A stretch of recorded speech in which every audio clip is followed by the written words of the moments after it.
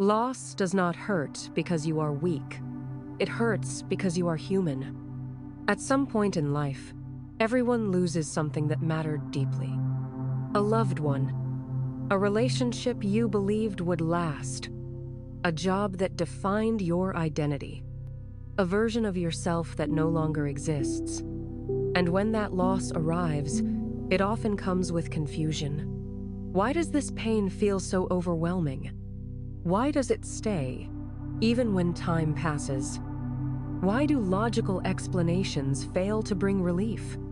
Today, we are not here to numb the pain or distract ourselves from it. We are here to understand it. Because ancient Eastern wisdom offers a simple but uncomfortable answer. Loss hurts so much because we forget one fundamental truth of life. Everything changes. This video explores why loss cuts so deeply, how our minds turn loss into suffering, and how the ancient insight of impermanence can help us carry grief without being crushed by it.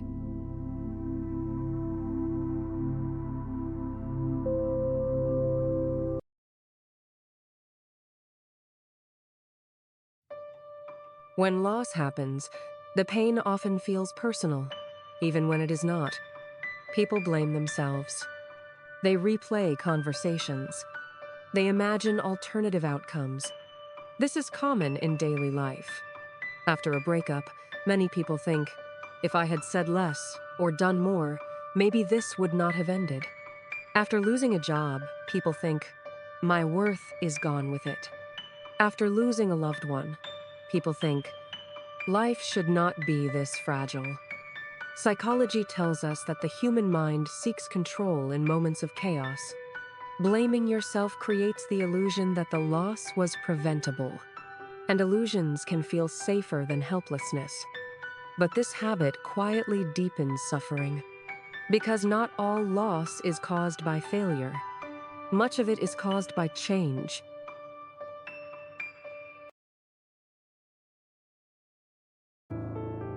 Modern life does not prepare people for loss. It prepares them for achievement, growth, and progress, but not for endings. In many societies, grief is rushed. People are expected to return to work quickly, to be productive again, to move on. This creates a silent crisis. People carry grief into meetings, relationships, and daily routines.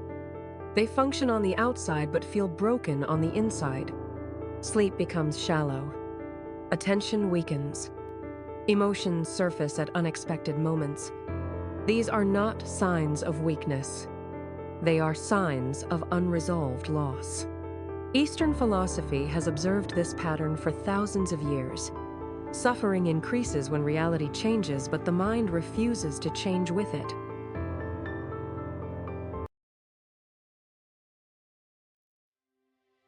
In Buddhism, one of the most foundational teachings is impermanence, known as anicca. It simply means that all conditioned things change. Bodies age. Emotions shift.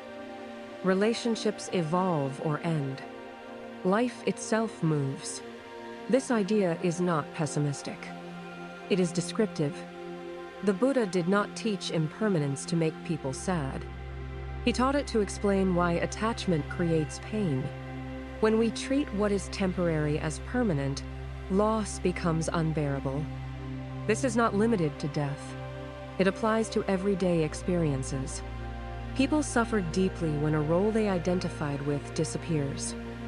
When a future they imagined collapses. When a sense of security vanishes overnight, impermanence explains why the pain feels so sharp. It cuts through our assumptions.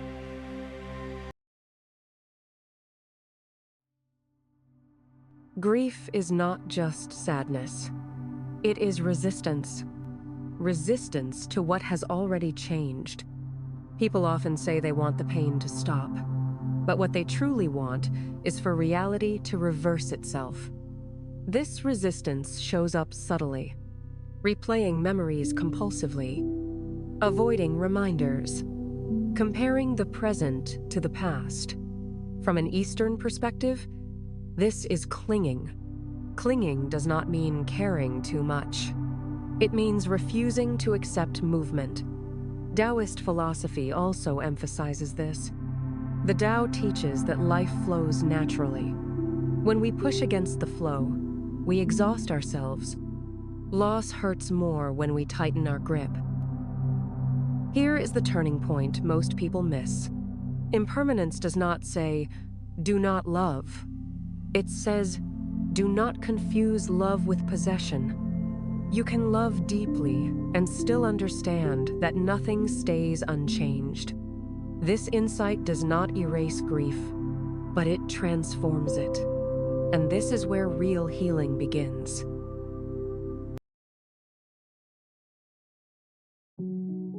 There is often a quiet moment in grief. Not dramatic, not sudden. It may come while sitting alone, or during an ordinary task, or in silence. In that moment, something shifts. The pain is still there, but it is no longer fighting reality. This is acceptance, not resignation. Acceptance means acknowledging that loss is part of being alive.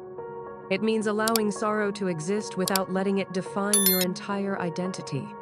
Zen Buddhism emphasizes direct experience over explanation. It invites people to sit with discomfort instead of escaping it.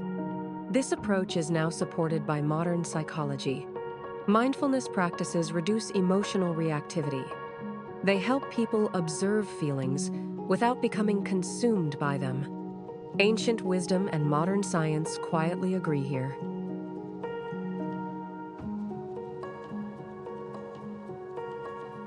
Many people do not recognize that unresolved grief contributes to burnout, anxiety, and emotional numbness. People feel overwhelmed not because they are weak, but because they are carrying too much internally. Loss drains energy. Resistance drains more.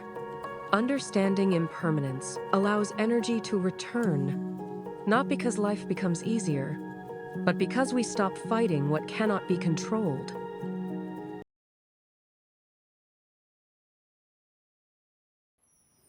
Impermanence teaches something practical. You do not have to let go of love. You only have to let go of the belief that what you love must stay the same. Grief becomes something you carry, not something that carries you. This shift does not happen overnight. It requires patience. Eastern traditions emphasize practice, not instant results. Small moments of awareness, gentle honesty, daily reflection. These are old methods, and they endure because they work. Loss will come again. That is not pessimism. That is reality. But suffering does not have to deepen every time it does. Understanding impermanence does not remove grief. It removes confusion. If this reflection resonated with you, take a moment to pause, breathe, and notice what you are holding on to. If you want more reflections like this, grounded in ancient wisdom and modern life, consider subscribing to Effortless Focus. Because wisdom is not about escaping pain. It is about learning how to live honestly within it.